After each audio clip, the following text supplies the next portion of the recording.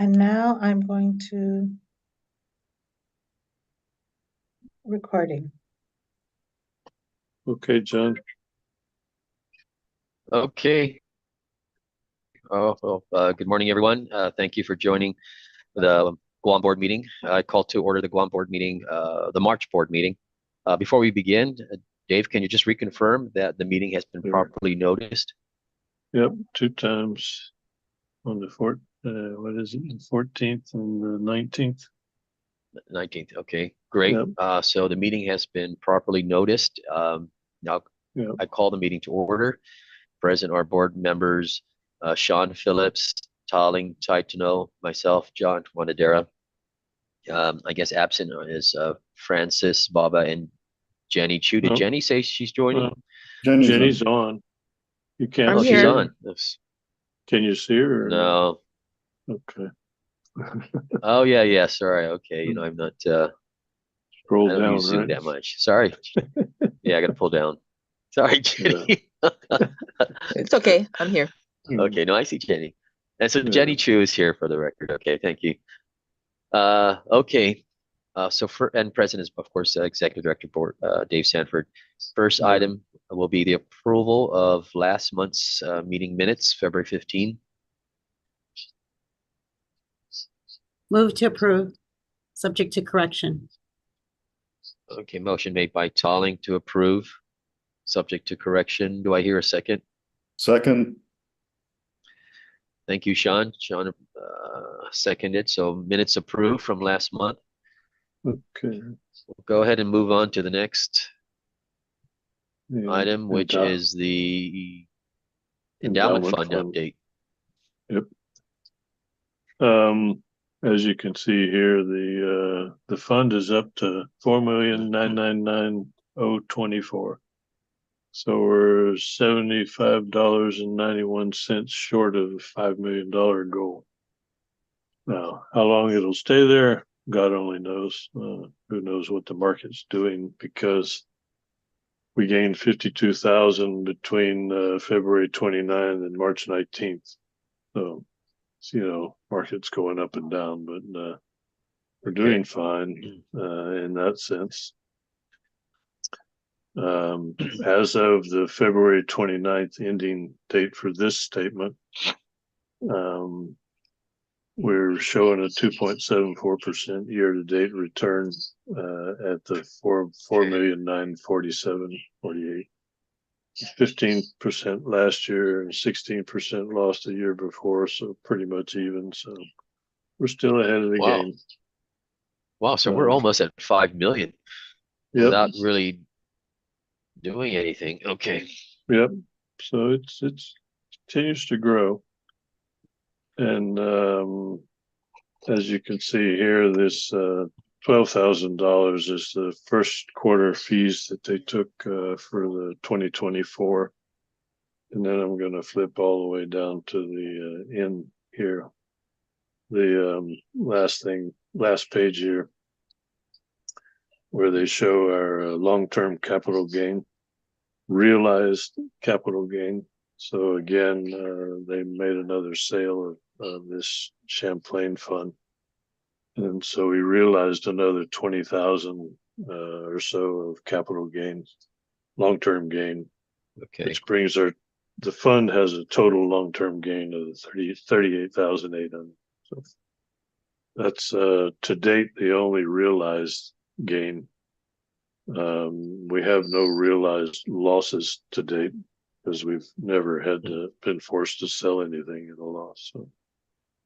Okay. At this point, I guess they're still holding everything they invested in. So fund-wise, we're doing fine. And then I guess the only other thing is that we had the dinner for the board. I think Jenny, you're the only one that missed out from a previous commitment. But we met with Dean Jones and the visiting professor, Dr. Ed Conrad. It was a nice dinner. I think everybody got to know everybody, and we got a good feel for Dr. Conrad, and he seems excited to be here. and he's happy about his students. He feels like our students are much more motivated and work harder than most of the students he's had in the States. And he reiterated that a couple of times. I don't know, John, if you have any other comments about that. Yes. No, it definitely was a good dinner. He did reconfirm that he will teach this semester and next semester 8 hours each. 2 consecutive Fridays is what he's looking at, right? 4 hours, and then 4 hours the following Friday. So I think it's just more of the topics now he's trying to determine, right? So if we have Right. any suggestions. So, But I think the first session he's targeting May. Is that what he said? Or I think he So- was looking at first or second week of May, something like that. my understanding Okay. is that Dr. Jones was trying to get us to confirm the dates. Right. I don't know if anybody's done that. And then the other thing is UOG going to handle the, the logistics, the registration? How is that all going to work? I think the UOG will handle the logistics in terms of facility, but yeah, I think we probably need to handle the registration process. Yeah. And essentially it presuming that the classes are not via Zoom, that they're all, at the university in one of the rooms, we should just have a sign-up sheet. And I think Jessica can probably take care of that like she does for a regular CPE. Are we going to get people to pre-register? So for the class? Well, we should send out a flyer, and because it's free, then whoever shows up could show up and sign up. I think that's the easiest way to do it. If they give us their yeah. names So are we prior going to consider? if they give us our names prior to the session, that will enable whoever's going to do the certificates. I'm assuming that's us also to prep those ahead of time. Yeah. Well, yeah. Jessica does the certificates. So we could do a flyer with email your registration in, but we can do that, but then you have to keep track of them, and then some of them don't show up, and then other ones do. So we still need to have the sign up sheet. But go ahead, John. I mean, Dave, this is a Guam board, I guess, event, or should we partner with the Guam Society, because they already do the trainings and we just have them do like a typical training with the registration. Right. And We can issuing the certificates. Yeah, we can do that, but I'm the Guam Society training person. So Is this free to everybody? Is that how Yes. that's working? Yes, it's totally free to the community, whoever wants to attend, which of course, is mostly the CPAs that want CPE. Yeah. There's always a few other people. There's some of the government people that may want to attend, but we can do the registration process and, have them send it in through the society, like we normally do, because that email comes to me anyway. So through the society, because I'm still on the board of the society. So, and I basically make up the certificate, and Jessica handles the distribution of the thing through the emails, sending the emails. So It's we're a the one, it's a free course, right? But right? Ed, what he had suggested, or just to consider, is charging a fee. I don't know how anyone thinks about that. It could be a nominal fee, for example, $25, and that the funds raised would go toward. I'm not sure what he was suggesting, but to the university, if it's held there, of Yeah. course. Yeah, I was thinking that, we could do a per head fee, or we could do just a facility fee. And I think, like in the past, when we when we use the university to do the Zoom meetings, we paid Yeah. them a fee, and they just gave us a flat fee for doing so. So I think it's a lot easier if we just pay the UOG a facility fee for having it Facility there. fee, okay. Whatever they deem is, reasonable, I think is okay, because they have the space and parking and everything else a little easier. And because they're half days, we don't really have to provide any, breakfast and lunch kind of thing. So it's to their advantage to, Okay. they can charge us a facility fee for, running the class there. And, Dr. Jones can figure out what they do with what the fee is and what they do with it.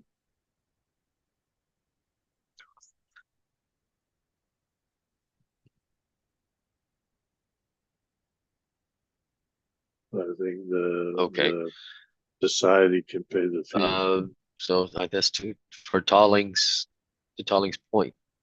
Okay.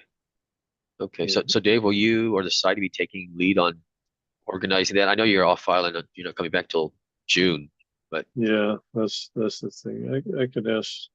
Well, the girls are going to get pretty busy with renewals pretty soon. So, yeah. I can help if that's necessary. yeah. Well, mostly if we do the registration process through the society like we normally do. Jason sets up the flyer and sends it out, and all of the emails come to me.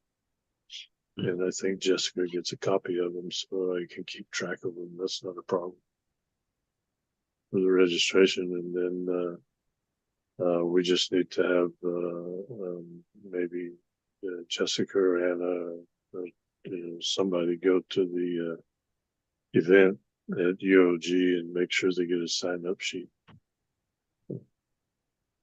to bring back as verification for whoever wants credit. Right, and then if he provides some kind of handout, then we would just typically do that electronically, right? Right. Yeah.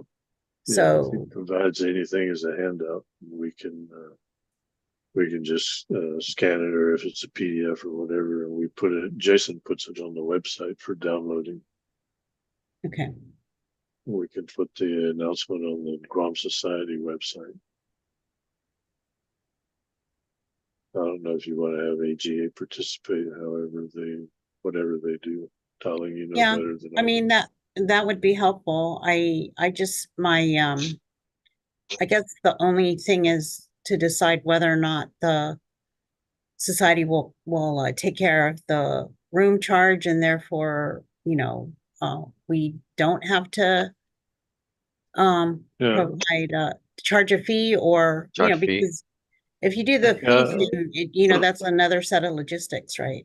Yeah, I don't really want to charge a fee because the advantage is that it's paid for. He's paid for, so it should be free, which means you get a lot more people and you don't have to worry about collecting. The society should be able to take care of the fee, considering that it earns enough money from the regular CPE events to do so. Okay, I agree. We should try and get the society to cover it. And it's 4 just let hours me to know have if coffee. you need my help with anything. Will do. The one thing you might, Tolling, that you might do is try to work with Dr. Jones to pin down the dates and the subjects and just let me know what it is. Okay, I'll reply to her email. Yeah, because I usually give Jason the details to put in the flyer. We need to do that sooner than later. It's going to be late April, early May. Okay. Late April or early May. Yeah. Okay. I can't remember exactly what Dr. Conrad said, but I think he was saying early May. Not sure. Yeah. Well, we'll I think ask so to too, work but around the tax deadlines, right? Right. Yes. Okay. Okay, So Friday. Okay. okay. Anyway, just if So you can but find just out the date, Friday, May 3rd. yeah, Just checking the dates on Fridays in May. It's Friday, May 3rd, Friday, May 10th. 3rd the- and 10th, yeah, And then April, the last Friday is the 26th. right, So it's one of those 3 dates, maybe. Okay. yeah. Jenny, are you guys pretty well wound up on the 15th? Is there still people in the office on the 26th, or is everybody sleeping? No, it's fine. That'd be fine. The As long as it's email, after the 15th. okay, the email from Dr. Jones is suggesting Friday mornings in April, so I think it was 2 mornings, right? So the Yeah, last, are the last 2 Fridays in April okay with everybody? the 19th. I don't know. Does that I mean, work, that's okay. Jenny? Or Yeah, it's Pax? fine. I think it's fine. The 19th? Okay. Yeah, then you could do that 19th and 26th.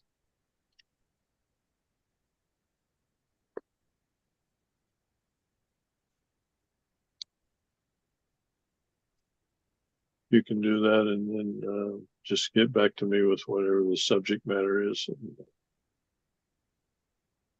I can put together what Jason needs to do the flyer.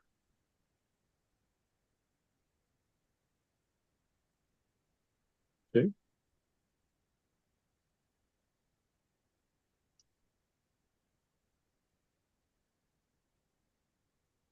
We're good to go. Okay, good, good. 4 hours. So it'll be from Excellent. probably 8:30 to, 8:30 to noon. Okay. That's enough time. Yeah. Okay. With just one break, then you still get in the 200 minutes for 4 hours of credit. Okay. Yeah, depending on the topic. I mean, so are we limiting it to members of the society, AGA? Anybody who wants to attend can attend. Okay. So open to the community. So if I have some staff I want to send over, that's fine. Okay. Good. Yep. Good to go. I'll ask her also for what the limit is in terms of seating so that Yeah. Yeah, I whoever's think taking they care of the use that. registration can deal with it. I think they used a big classroom and they can see, I don't know, 60, 70 people in there, something like that. Okay. Okay. Okay. This is the next item of business is the applications for certification. We have one person from Guam. I think, John, you know who that is? Yes. Okay. Yeah. She left already. Where did she go? She moved to actually she moved to the States, EY US, based in our Houston office. Oh, Or I Austin office, one of those. Or I Dallas, see. sorry, Dallas office. So she's still with EY. She just transferred. Yes. Okay. Okay. Yeah, You she got can't her get green card. get anybody from there to transfer to you.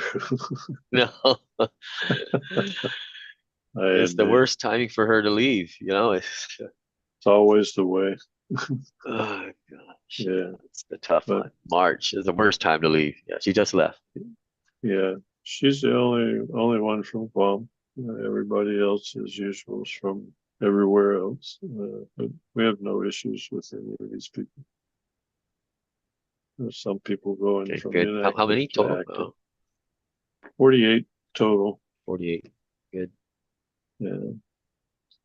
Um, 33.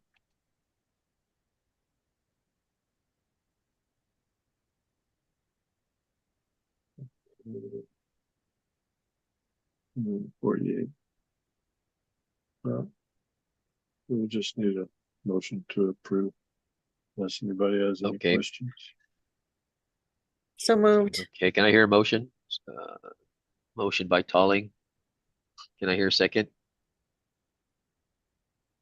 Seconded. Second, thanks, Jenny. So approved licenses and certifications are approved. That's good. Next item, Dave. Next item is the NASBA quarterly communications pack. And most of it we've discussed already, so I'm just going to hit some of the highlights.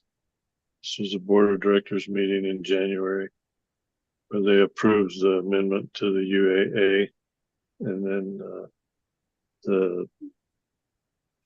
that covered the CPACE activities. They transitioned to the launch of Evolution on January 10th. And then they have the ACPA's National Pipeline Advisory Group that they discussed, and they're doing a bunch of things. So most of that is a recap of what went on the October 27 meeting. So Ken Bishop, of course, they had new nominees for the board of directors. They, the October annual meeting is when they elect the officers. So the typical highlights there. Ken spoke of meeting with the CPA Ireland and CA Ireland. And then they had events in Canada where two provincial associations decided to disassociate themselves with the national organization. I have no earthly idea why or wherefore or what for, but that's one of the reasons none of the MRAs with Canada are being renewed. And they have the Financial Reporting Council and the Institute of Chartered Accountants of England and Wales that they're still discussing MRAs with. Colleen reported that they cut over the two new IT systems to handle the new exam went well, and they've completed all of that. So now they're in full swing with the new exam as of January. They said outreach continues to exam candidates who have notices to sit but didn't schedule. They had an exam volume 77% higher than last year in terms of the last quarter of 2023, simply because of all the people trying to get done before the new exam. And they're piloting the Experience, Learn, and Earn program, which is going to launch in January at Tulane. So that's underway right now. I'm sure we'll hear about that at the regional meeting. And the AAA symposium, where they discuss the image of the profession, outreach to high schools, colleges, community colleges, and the importance of using the principles of accounting course to attract students. She also covered status of the adoption of the revised conditional credit rule on the credit relief initiative, and there's some issues beginning to pop up over that.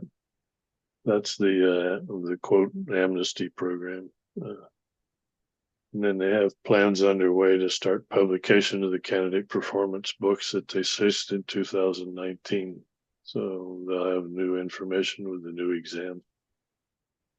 Dan Dustin reported on interactions with the different boards of accountancies and how they'd been invited to have input to some of the meetings, especially the ones, I think it was Minnesota, that had the legislation underway to go back to the bachelor's degree and 2 years experience.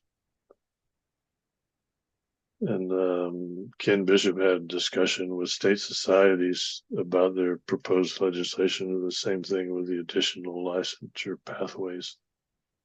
So there's no decisions or anything. It's just a lot of discussion going on.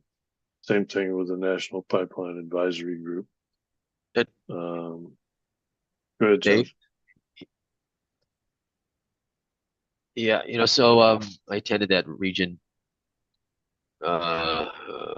meeting, and Yeah. I think they were asking each jurisdiction to see if the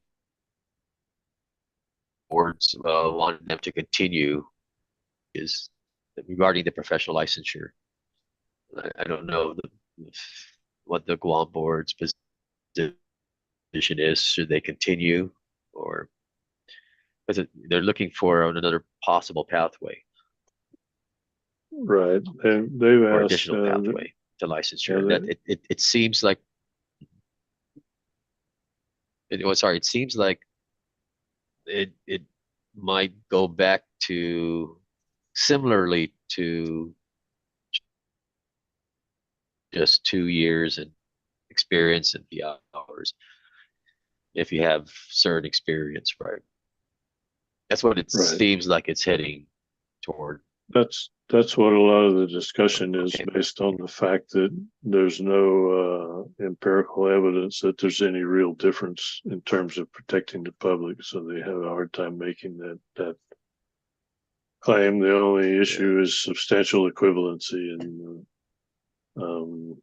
then there's some discussion about how to work that too. So right now, though, all I've heard is they also put out a survey, and I attended another update of the pipeline advisory group and the NASBA committee discussing pathways.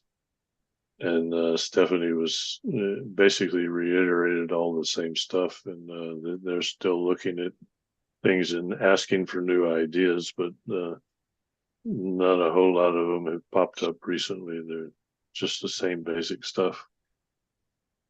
But I think we'll hear more about some of the issues and some of the things they're trying to cover in the regional meeting coming up in June. Okay.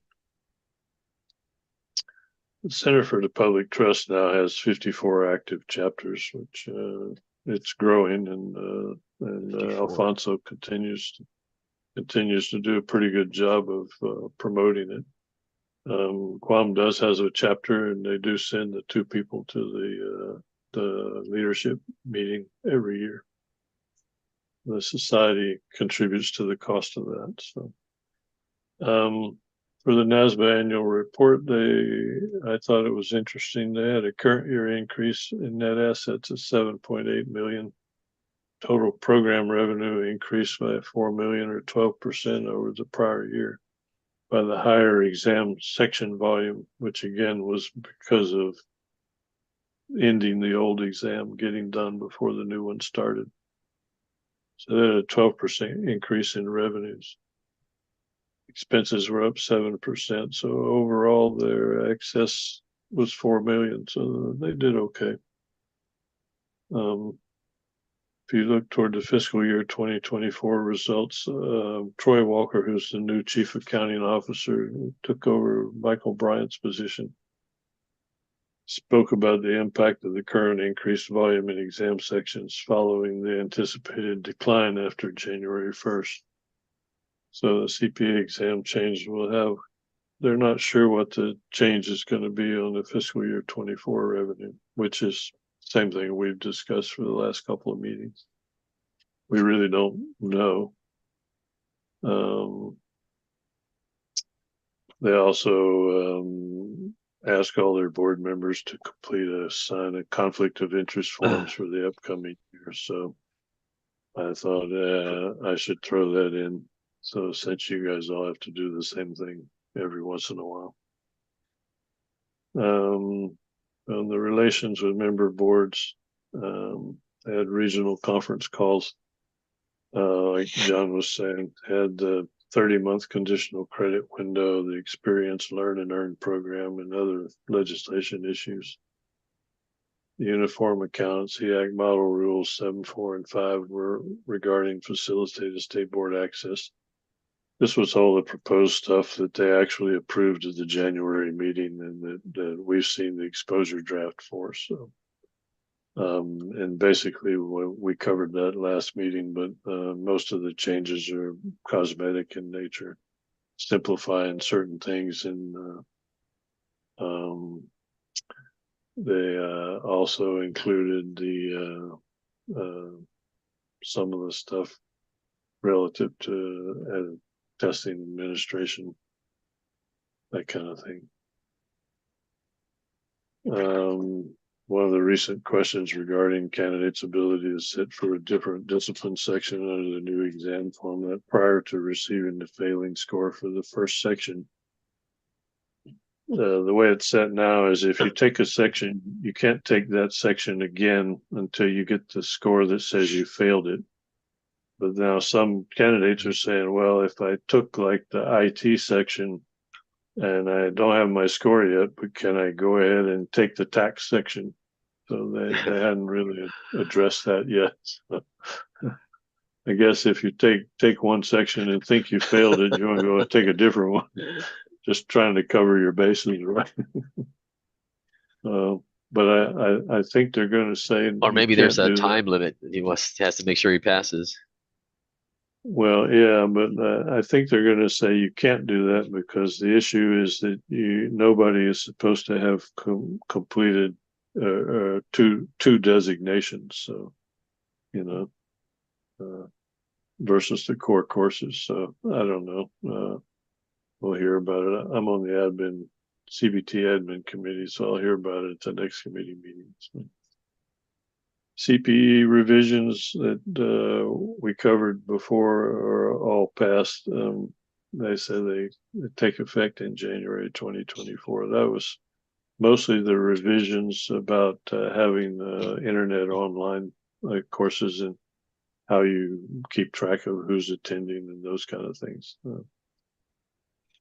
And then again, they're still talking that a lot of the boards are working toward adopting the 30-month conditional credit window to implement the new exam, which we have done, but we have to actually make the rule change. So when we agreed in policy. So then the pipeline advisory group, which includes 6 working groups: pre-college, college to graduation, substantial equivalency, years experience, a national survey, and the DEI group. And they're trying to determine key leak points and determine the causes. So they're supposed to report back to council in May, AICPA council, which means we'll hear about it at the June regional meetings. Then the professional licensure task force, whose charge is to consider new concepts for licensure. And that's what, John, you were talking about. This is the latest one that Stephanie created. She anticipates an update at the January board of directors meeting, which they did. And then the goal is to reach a consensus to present at the regional meetings in June. So we'll see if they did in June, I guess. Okay. And that's mostly it. The rest of this, just the standard stuff. And then if we move on, there's the candidate fees. I got the fee letter. So Prometric got an increase. They had their last cost of living increase, which took them from 2121 to 2206, and the security fee from 631 to 656. And then they renegotiated new fees for the new test starting in January 2025. Their new fee, Prometric, for instead of doing the hourly thing in the separate fee, they added it all together. It came up with a fee of $97.64 per section, because all sections are 4 hours. And that really amounts to a 3% increase overall in the Prometric fee between 24 and 25. 3%. The AICPA increased their fee from $130 to $135.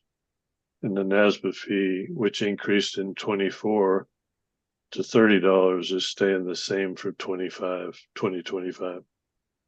So that means that if you look at the summary table, NASBA stayed the same, AICPA is up $5, and Prometric is up actually about $7 and some odd cents. So it amounts to an effective 3% increase from 24 to 25, which is actually about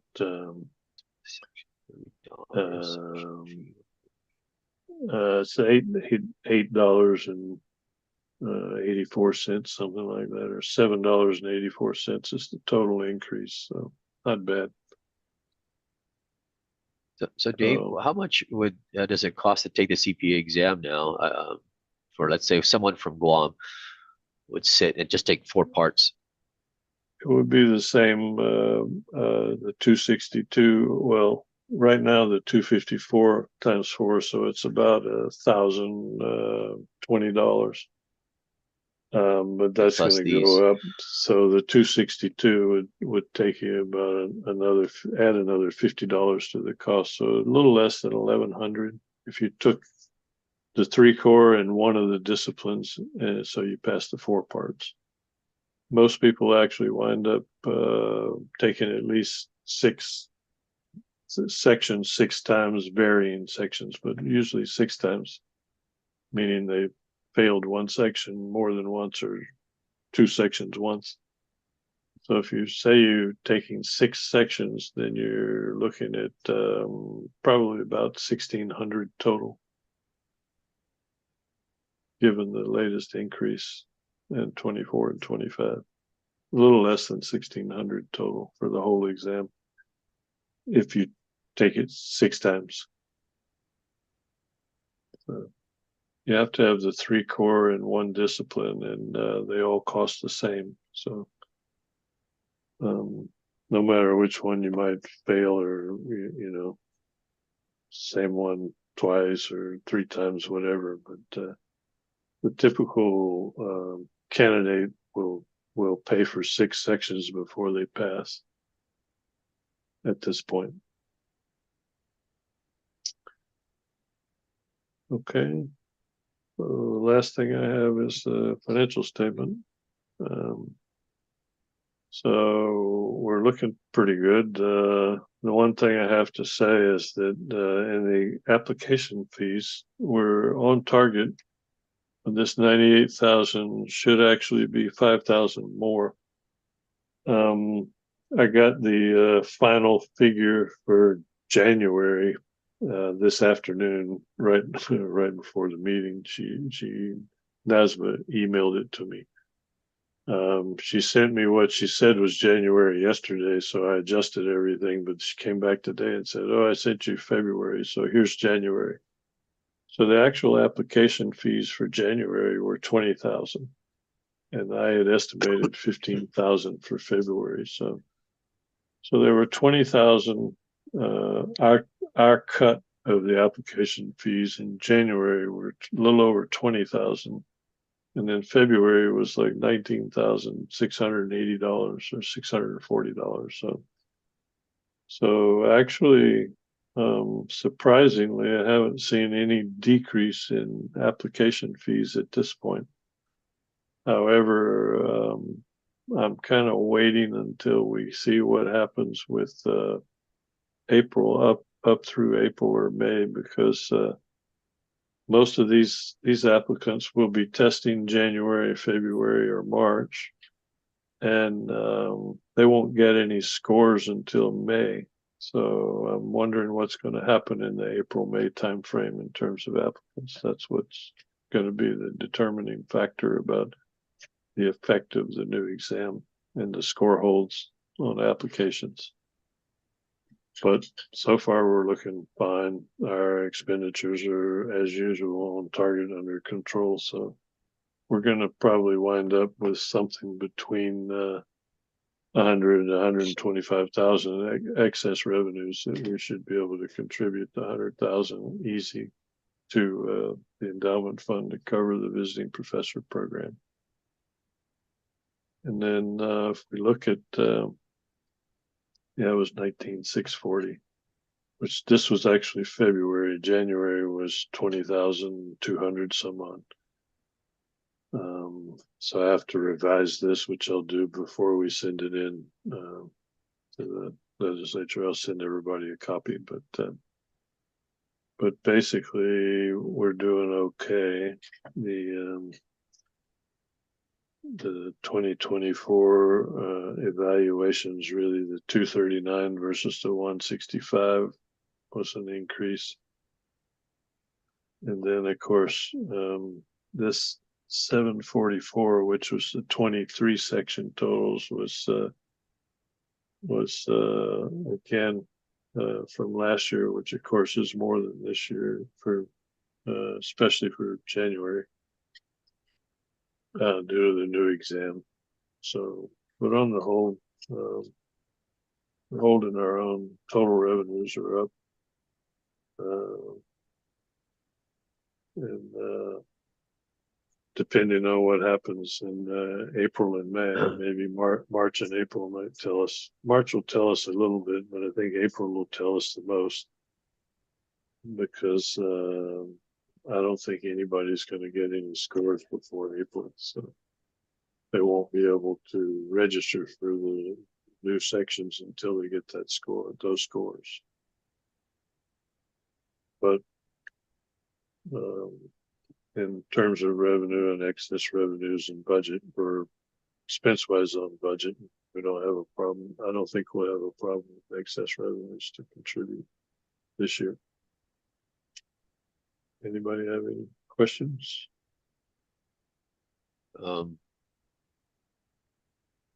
We already made our contribution this year, right? We made a contribution at Yes. the end of last year. We did it in September. Oh, So it was okay. FY23 contribution. So we're able to make an FY24 contribution. So Okay.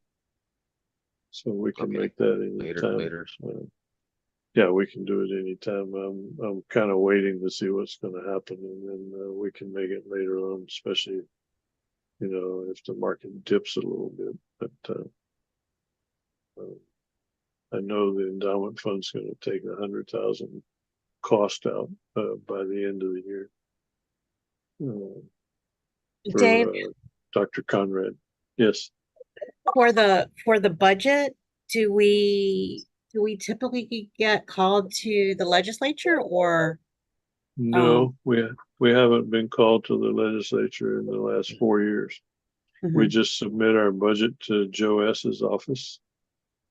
We submit our budget to the legislature, and then we give the speaker and the governor, and then Joe S. is the budget person. So we give his office a copy. And in the last 4 years, I was called by his office once, and I went there and explained, what we do and how we do it, and how we do our budget. And they said, okay, and that was the end of that. And they just basically, this time they pretty much passed whatever we put in.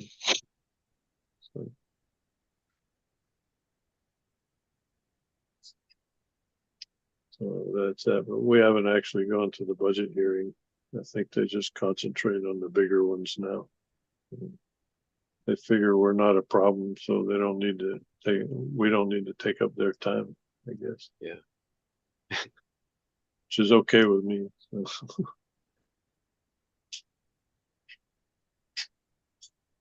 Okay. Any other questions? Not on the financials. Okay. Anything else then, John? That's all I have. Oh, do you want to talk about what I just signed regarding the our attorney services? Yeah, we've been trying to get legal advice out of the AG's office for months, since middle of last year, I guess. And as of January, we got an MOU signed with the AG's office where they would appoint an attorney to work with us, and then they would bill us by the hour and we reimburse them. And then that got stalled because of the latest move by the AG to separate representation of the government. So, but then I was working with Joe McDonald, who is one of the assistant attorneys appointed. There's several private attorneys, I guess, the AG's office is using, and they appoint them to work with agencies like us. So they just recently appointed, under the MOU, they appointed Joe McDonald as our AG office legal counsel. Not sure how to say that. So today they gave us a thing, and we asked John to sign that says basically he will represent the AG's office in terms of dealing with the Guam Board of Accountancy as an agency, but he wouldn't, have anything to do with representing any board member personally or anything like that. I'm not sure why we needed to say that. I think everybody knows Yeah. you don't. But Joe said that's the thing they wanted signed off so they could appoint him to work with us. So Okay. I'm okay with that because all we want to do is get our rules rewritten. Yeah, I mean, he was just, the letter basically clarified that, reemphasized that they don't represent me or us Yeah. personally. They Yeah, represent the government of Guam.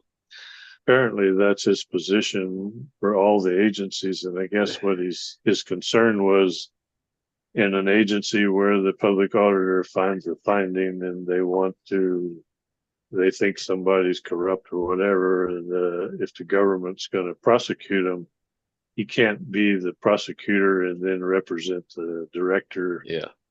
You know, he can't represent the agency to protect the director if he's prosecuting in the government. So I don't know how all that works, but I think that's what his issue is. Yeah, I think it also said that whenever we communicate with him, there's no such thing as, what is it called? Privilege. Yeah, there's no privilege privilege. Yeah, Or no attorney-client privilege. Yeah, privilege. Yeah, attorney-client privilege. Yeah, that's it. We're not his client, so there's whatever we Yeah. give him. There's no attorney-client privilege, and he can Yeah. use whatever to, you know, Yeah, Prosecute you. prosecute us. Yeah. Yes. yeah, but that's okay with me because all we want to do is rewrite the rules. I don't think we have Yeah. anything, you know, Nothing to. untoward. So not an issue there. Yeah. So I read it, and Yeah. I signed it, and I said, "Yeah, sure. We're just going to use Okay. him for limited reasons, Right. limited Yeah. basis Yeah. for contract." Yeah. Yeah. Yeah. But that's it. So at least we'll finally be able to get the legal advice we need without having to wait 6 months every time we ask a question. Mhm. And what is the Attorney General's office charging for this service? They charge by the hour based on whatever they're paying him. So Yeah. basically it's just a pass through. Yeah, what's the rate?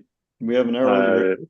Yeah. don't know exactly, but it's probably around the 200 an hour. Yeah. The 200. That's what I recall. Dave, around I 200. think last time he Joe was the attorney that worked with us before, right? Yeah, correct. Yeah. Yeah, he represented the board in that hearing thing we had.